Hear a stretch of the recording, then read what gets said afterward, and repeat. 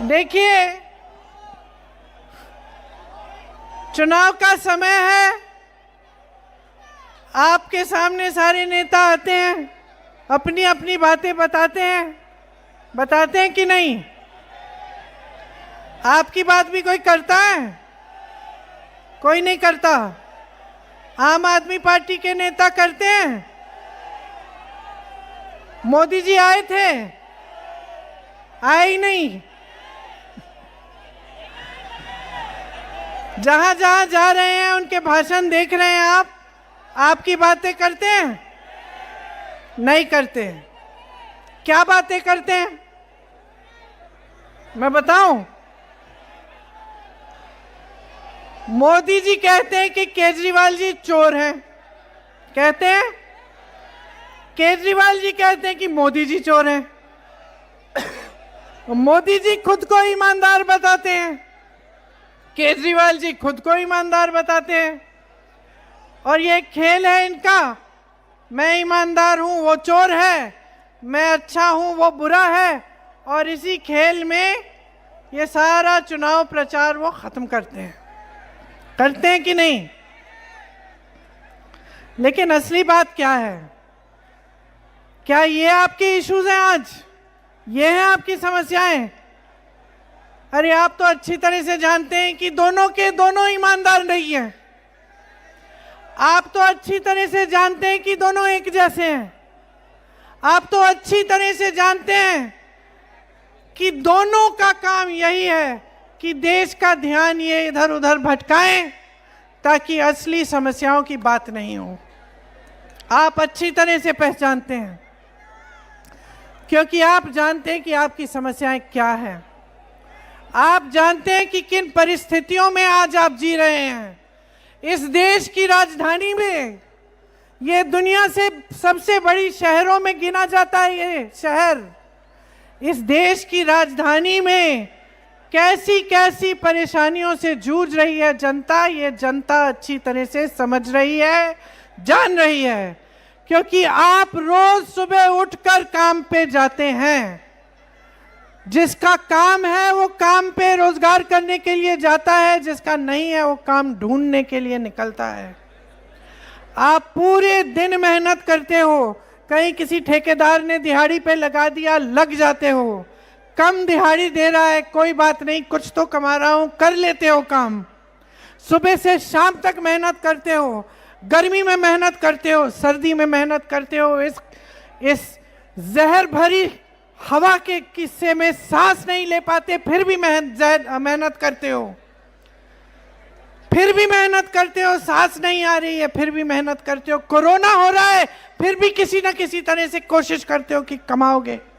कुछ भी हो रहा है आसपास, लेकिन इस शहर में मेहनत नहीं रुकती है। इस शहर में कोई ना कोई कहीं ना कहीं मेहनत करके अपने परिवार को खिलाने की कोशिश कर रहा है।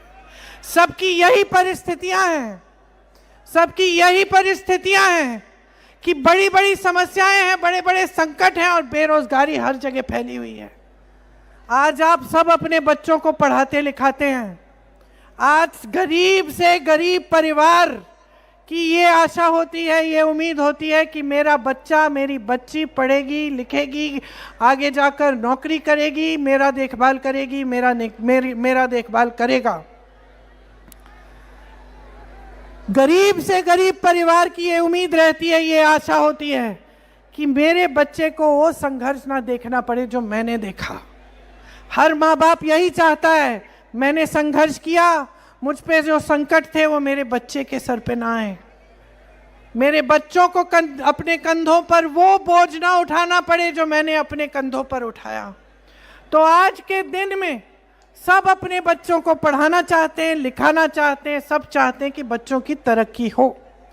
इसीलिए चाहे आपको लोन लेना पड़े, चाहे किसी भी तरह से जुगाड़ करके, मेहनत करके, मजदूरी करके आपको फीस देनी पड़े, आप दोगे, आप करोगे, आप मेहनत करोगे।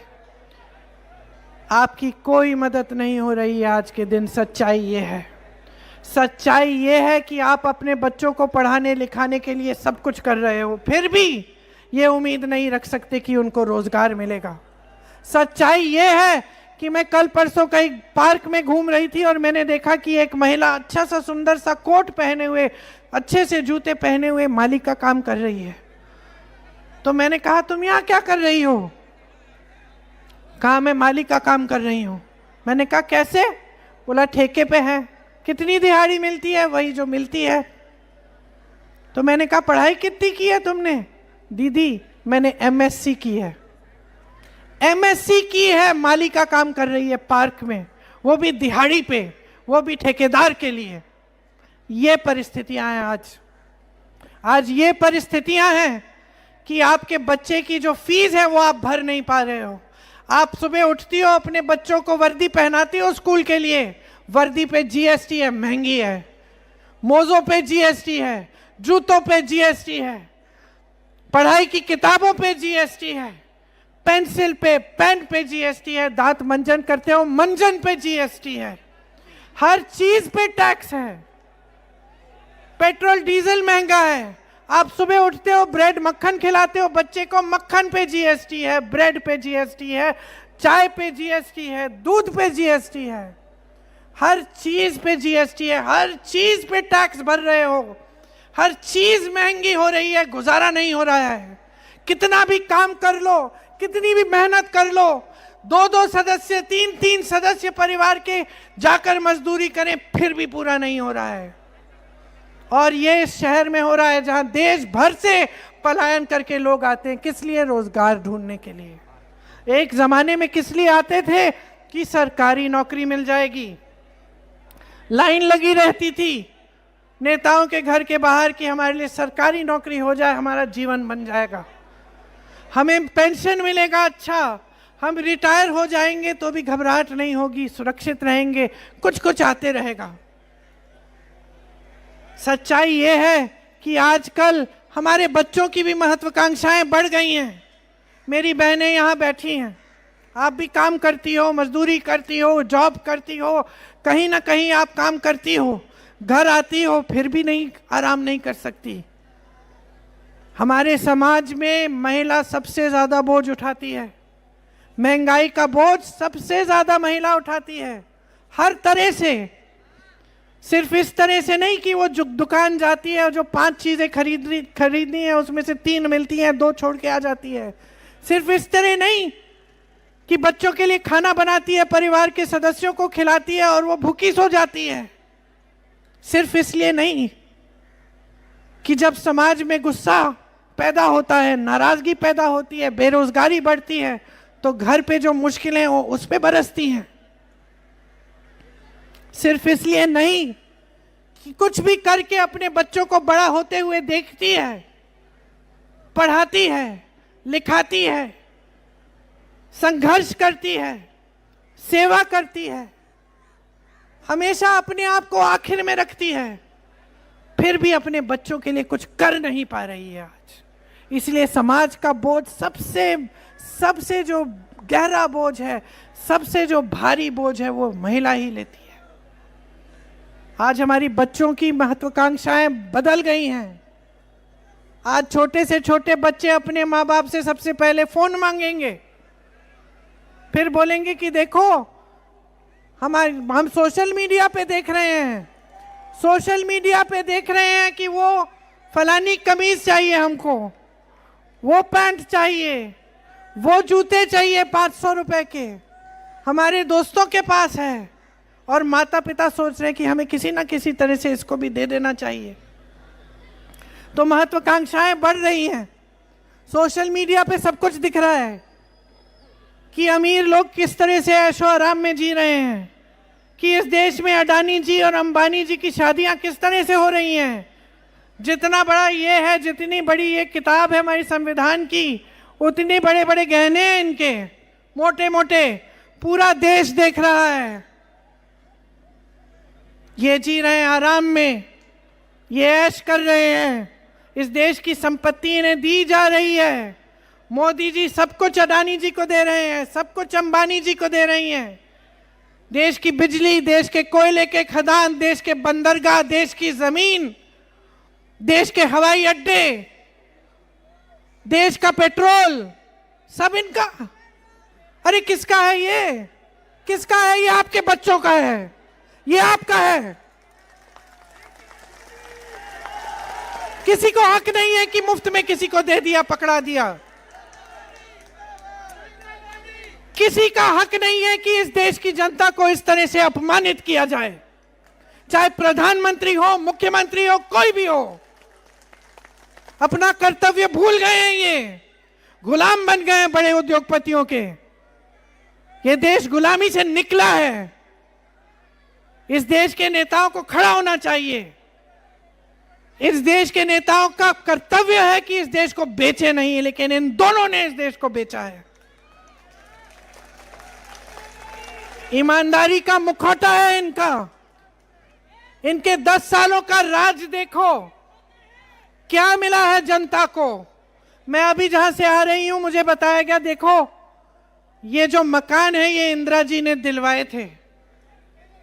मैंने एक बात कही वहां, ये इंदिरा जी ने दिए नहीं थे, ये इंदिरा जी ने अपना कर्तव्य समझा कि ये पैसे जनता के हैं, जनता के मकान बनेंगे इन पैसों से।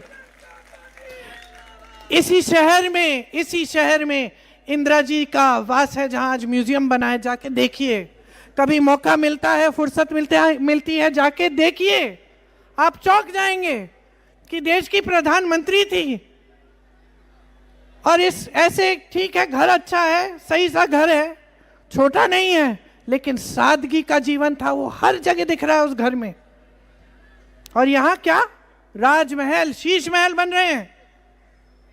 जब देश में कोविड था, लोग सड़कों पे मर रहे थे, इलाज नहीं हो रहा था, डॉक्टर थके हुए थे, कितने मरीज हैं, अस्पताल कम है, दवाई नहीं हो रही है, समझ में नहीं आ रहा है कैसी बीमारी है। पूरी दुनिया इसमें इस संकट में थी, हम भी संकट में थे, सब संकट में थे। मोदी जी क्या कर रहे थे? 20,000 करोड़ रुपए के खर्चे का प्लान बना रहे थे कि पार्लियामेंट और इंडिया गेट का सुंदरीकरण होगा। 20,000 करोड़ रुपए का। किसके पैसे थे वो? मोदी जी के जेब से निकल रहे थे। मोदी जी के अपने पैसे थे क्या? आपके पैसे थे। समझ लो इस बात को, स्पष्ट होना चाहिए आपके दिमाग में। इस देश में एक परंपरा रही है कि नेता सादगी से जीते हैं। आज मोदी जी केजरीवाल जी की आलोचना कर रहे हैं कि केजरीवाल जी ने शीश महल बनाया। वाह, कैसा महल बनाया अपने लिए, लाखों के दरवाजे, संगमरमर, सब कुछ अपने लिए बनाया। किसके पैसे से? वो करोड़ों का शीश महल किसके पैसों से बना है? जोर से बोलो, हमारे पैसों से बना है। केजरीवाल के जेब से नहीं गए। आप जो मीडिया में इश्तिहार देखते हैं, देखे आपने, बड़े बड़े देखे हैं अखबारों में, जो एक पन्ने का बड़ा इश्तिहार आता है ना, आप देखना 5 तारीख को जब अखबार खोलोगे ना, तो एक तरफ केजरीवाल जी दिखेंगे इतने बड़े बड़े, दूसरी तरफ मोदी जी दिखेंगे। दिखेंगे कि नहीं? आपको क्या लगता है कितने का होगा वो इश्तिहार? कितने का होगा? कुछ 1000 रुपए का? कितने का है? इमरान बताओ कितने का है? 50 की 15? अच्छा, कह रहे हैं कि बड़े बड़े अखबारों में 50 लाख, छोटे अखबारों में 5 लाख, मध्य वालों में 15 लाख। एक पन्ना। मोदी जी के इश्तिहार कहां कहां जाते हैं? हर अखबार में, पूरे देश भर में, जहां चुनाव है भी नहीं वहां पे भी लगते हैं। हर 2-3 दिन आप देखते हो, बड़ी बड़ी होर्डिंग देखते हो, करोड़ों की होर्डिंग है। किसके पैसे हैं? 450 करोड़ रुपए केजरीवाल जी ने इश्तिहारों में, होर्डिंग्स में लगवाए हैं, अपने प्रचार में, अपना चेहरा चमकाने के लिए। किसके पैसे हैं? मोदी जी हजारों करोड़ रुपए खर्चते हैं अपने चेहरे को चमकाने में। किसके पैसे हैं? ये आपके बच्चों का भविष्य है जो वहां जा रहा है। अडानी जी के हाथों में, अंबानी जी के हाथों में, केजरीवाल जी के हाथों में, मोदी जी के हाथों में। ये आपका पैसा है, आपकी संपत्ति है, आपका देश है, संभालो इसको। समझ जाओ कि आपका क्या कर्तव्य है। जाग जाओ, सच्चाई देखो इनकी। बेचे जा रहे हैं इस देश को और आप चुप रहेंगे? आप चुप रहेंगे, कुछ नहीं करेंगे? अपने आप को देशभक्त कहते हैं, इनकी नीतियों को देखो, बांटने की नीति है। इस देश की आजादी की लड़ाई किसी एक कौम ने नहीं लड़ी। इस देश की आजादी की लड़ाई सब धर्म के लोगों ने लड़ी, सब जाति के लोगों ने लड़ी। इस देश का संविधान, ये सुंदर अनोखा संविधान हमारा, ये आपने बनाया, आपके बुजुर्गों ने बनाया, ये हिंदुओं ने बनाया, मुसलमानों ने बनाया, सिखों ने बनाया, ईसाइयों ने बनाया, बौद्ध धर्म के लोगों ने बनाया, जैन धर्म के लोगों ने बनाया, हर जाति के लोगों ने बनाया। ये आपको सुरक्षित रखता है, इसमें आपके अधिकार हैं, इसमें समानता हर पन्ने पे लिखी है। इसमें वो अधिकार मिला है जिससे आप 5 तारीख को अपने नेता, अपनी पार्टी, अपनी सत्ता की सरकार चुनने जा रहे हैं। इसकी सुरक्षा करो, इसको समझो। इसकी सुरक्षा में ही आपकी सुरक्षा है। आज इस संविधान को कमजोर करने का काम हो रहा है। ऐसी नीतियां बन रही हैं इस देश में जो बड़े बड़े उद्योगपतियों के फायदे के लिए बन रही हैं। बिजली के बिल भर रहे हैं आप, मुनाफा कर रहे हैं अडानी जी। गरीबी में डूब रहे हैं आप, ऐश कर रहे हैं अंबानी जी। और मोदी जी और केजरीवाल जी इनके गुलाम बन गए हैं। इनकी नीतियों को देखिए, 10 सालों में इन्होंने बनाया क्या है। ये पंडित नेहरू जी को हमेशा उनकी आलोचना करते हैं, कहते हैं नेहरू जी की वजह से मोदी जी कहते हैं।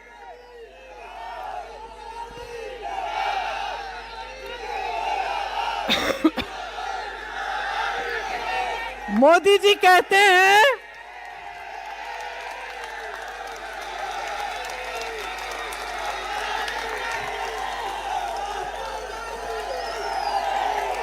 मोदी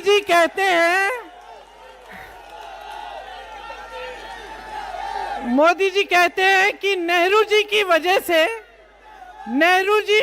से ऐसे बहुत काम है जो हो नहीं पाए, कि ये देश रुक गया नेहरू जी की वजह से। जो कर नहीं पाते फट से नेहरू जी का नाम निकाल के बहानेबाजी शुरू करते हैं कि नहीं।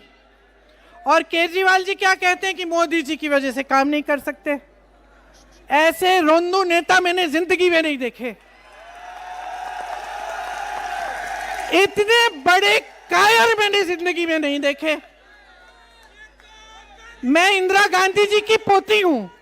मैंने इंदिरा गांधी को पाकिस्तान के 2 टुकड़े करते हुए देखा है।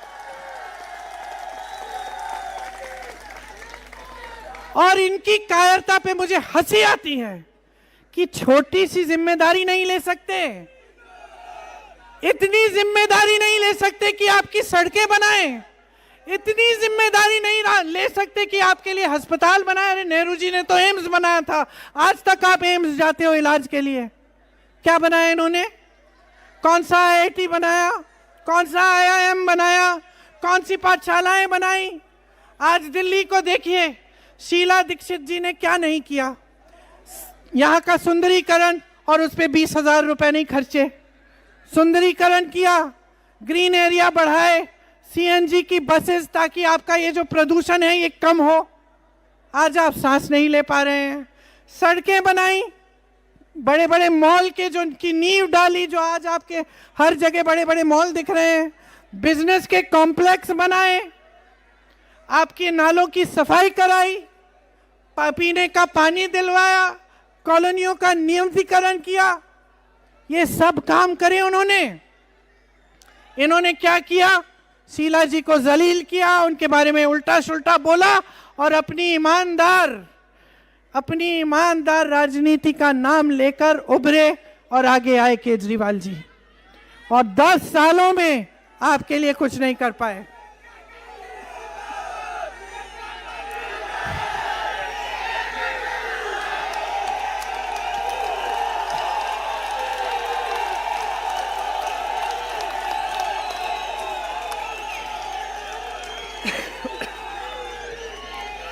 काम करने वाला इंसान, याद रखिए, याद रखिए, याद रखिए कि जो इंसान काम करता है, जो सचमुच काम करता है, वो अपना ढिंडोरा नहीं पीटता।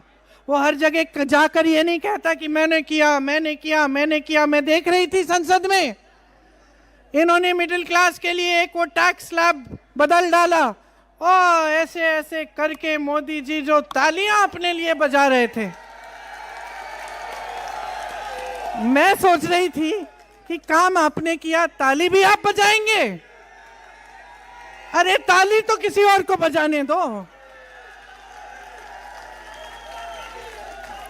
और उस पूरी बजट में, भाइयों सुनो, उस पूरी बजट में 1 घंटे के लिए वित्त मंत्री ने पढ़ी बजट, ये वो एक मुद्दा, दूसरा मुद्दा, तीसरा मुद्दा, उस पूरे 1 घंटे की बजट में महंगाई की एक बात नहीं हुई, एक बात नहीं हुई, क्योंकि ये लोग कट चुके हैं, आपसे कट चुके हैं। जहां से मैं आ रही हूं सीमापुरी में, मुझे बताया गया जब हैजा का रोग था तो राजीव गांधी, मेरे पिताजी प्रधानमंत्री थे, वो गए, वहां पे पहुंचे। अरे कोरोना हुआ, देश भर में हुआ, मैंने आपको बताया, लाशें हर जगह, बताने की क्या जरूरत है। आपने देखा हर परिवार का कोई ना कोई सदस्य बीमार था या गुजर गया। मोदी जी आए अपने घर से बाहर, ये जो 8-10 किलोमीटर दूर इनका घर है, मोदी जी निकले, मोदी जी ने हालचाल पूछा। आज जिस संकट में आप हैं, कब दिखते हैं मोदी जी? इससे दुगने मंच पे दिखते हैं चुनाव के समय, और जब चुनाव नहीं होता तब कहां दिखते हैं? अमेरिका में दिखते हैं, जापान में दिखते हैं, चीन में दिखते हैं, अफ्रीका में दिखते हैं, यूरोप की बड़ी बड़ी शहरों में दिखते हैं।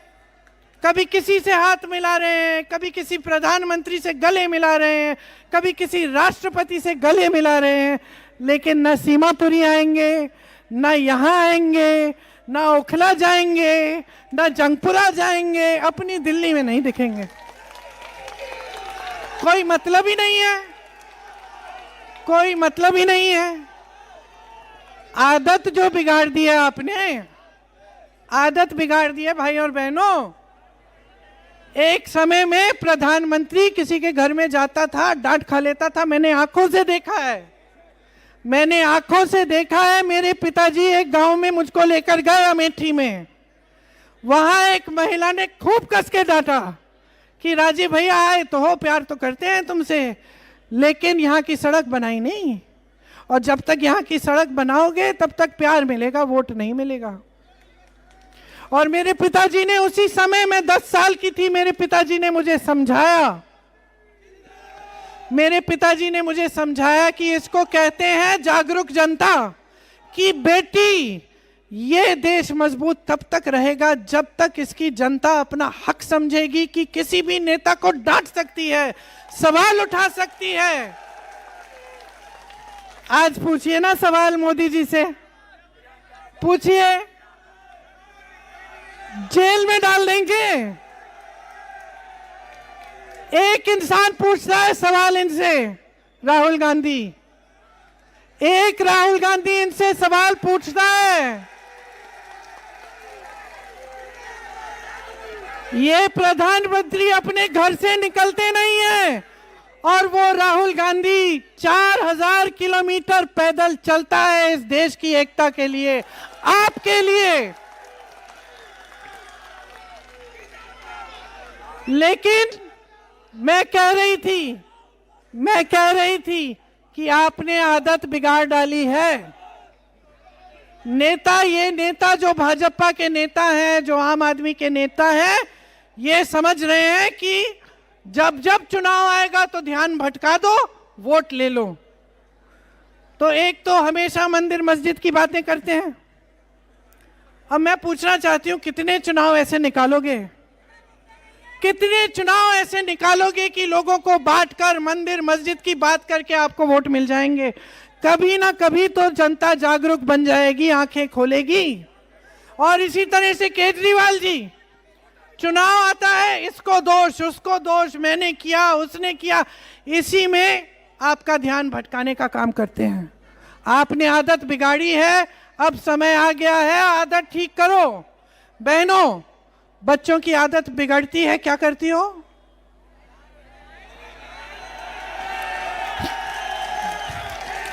एक बार मारा मैंने थप्पड़,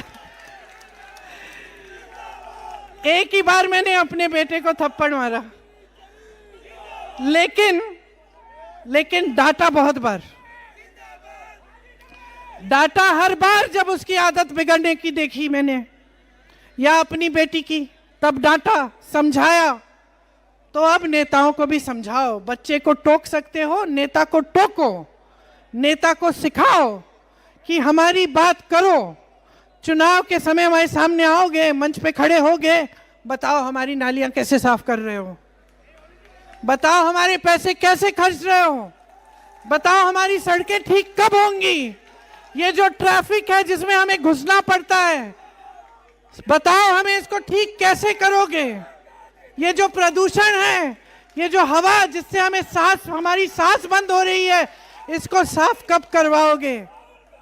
समझाओ इन नेताओं को, हम सबको सबक सिखाओ। इस मंच पे बैठे जितने भी नेता हैं, मैं भी, मुझे समझना चाहिए कि मेरा कर्तव्य क्या है आपके प्रति, मुझे अपनी जिम्मेदारी का एहसास होना चाहिए। जैसे एक मुखिया का एहसास होता है अपने परिवार की जिम्मेदारी लेने का। गैर जिम्मेदार मत बनने दो और जानकारी लो। अब जानकारी लो कि भाई कांग्रेस पार्टी के ये नेता हैं। आज प्रियंका ने तो भाषण अच्छा दे दिया, लेकिन बोल के क्या गई है? जानकारी लो कि ये कर्नाटक में जहां कांग्रेस की सरकार है, राजस्थान में जहां कांग्रेस की सरकार थी, तेलंगाना में जहां कांग्रेस की सरकार है, हिमाचल में जहां कांग्रेस की सरकार है, क्या वाकई जनता के पैसे वापस जनता की जेब में डाले जा रहे हैं? क्या ये सच है कि उन सरकारों में जो जनता की संपत्ति है वो जनता की स्कीमों में जा रही है? जानकारी लो। अपने रिश्तेदार हैं, दोस्त हैं वहाँ उन प्रदेशों में, उनसे पूछो। आप पूछोगे तो आपको पता चलेगा कि क्या क्या हो रहा है। आपको पता चलेगा कि हिमाचल में, तेलंगाना में, कर्नाटक में, झारखंड में महिलाओं को हर महीने कुछ ना कुछ दिया जा रहा है, पैसे दिए जा रहे हैं। हिमाचल में 1500, कर्नाटक में 2000, झारखंड में 2500 रुपए हर महीने महिलाओं को दिए जा रहे हैं। क्यों? क्योंकि हम आपके संघर्ष को पहचान रहे हैं।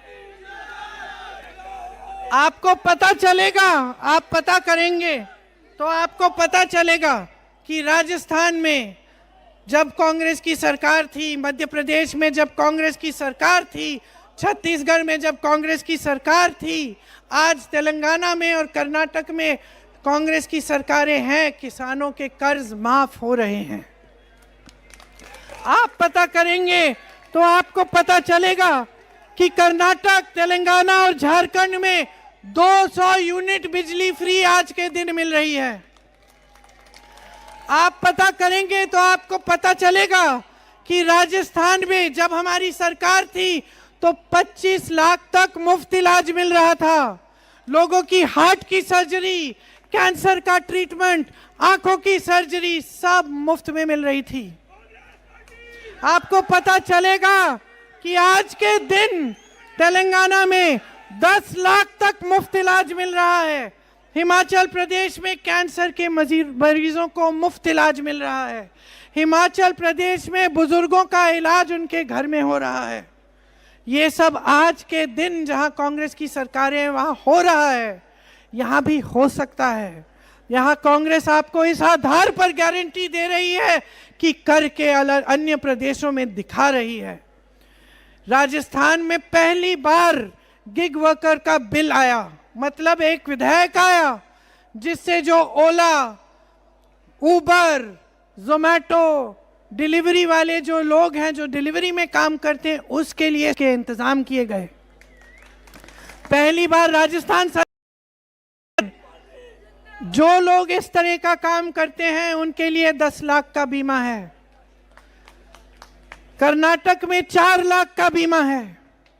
गैस सिलेंडर तेलंगाना में 500 का मिल रहा है।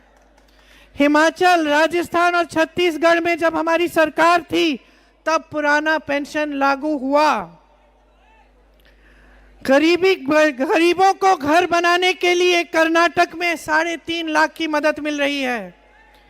हिमाचल में 7 लाख की मदद, तेलंगाना में 5 लाख की मदद। ये सब आपका पैसा है, कोई एहसान नहीं कर रहा है आप पे।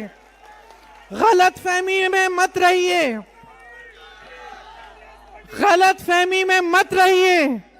ये कोई एहसान नहीं कर रहा है। कांग्रेस की सरकारें सिर्फ एक काम कर रही हैं, अपने कर्तव्य को समझ रही हैं, पहचान रही हैं कि जनता की संपत्ति जनता के हाथों में रहनी चाहिए।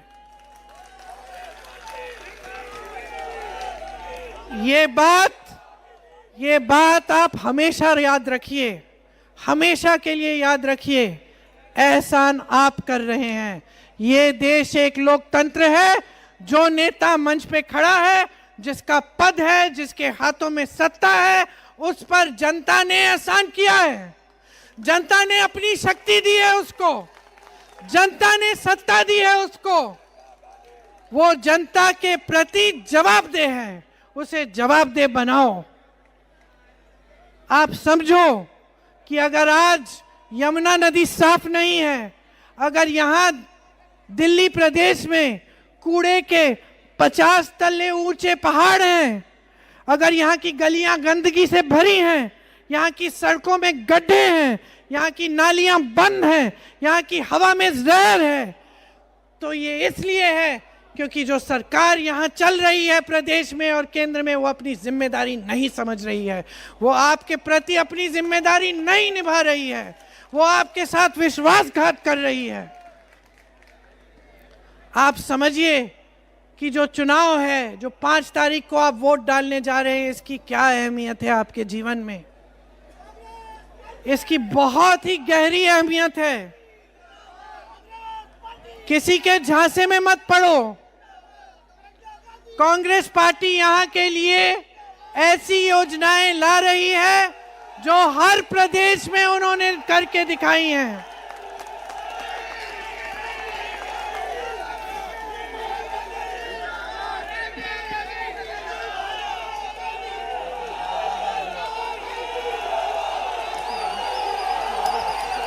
ले आओ एक बार कांग्रेस की सरकार, जिता दो इस बार कांग्रेस पार्टी को। जो आपके हक के लिए लड़ते हैं उनको आगे लाओ, जो आपके हक को कमजोर करते हैं उनको पीछे ढकेलो, उनको सबक सिखाओ। जो कांग्रेस की योजनाएं हैं वो आपके लिए बनती हैं, कांग्रेस की नीतियां आपके लिए बनती हैं। प्यारी दीदी योजना, जिसके तहत 2500 रुपए महिलाओं को हर महीने मिलेंगे। जीवन रक्षा योजना, जिससे 25 लाख तक मुफ्त इलाज यहां दिल्ली में आपको मिलेगा। युवा उड़ान योजना, जिससे आपको अप्रेंटिसशिप मिलेगी।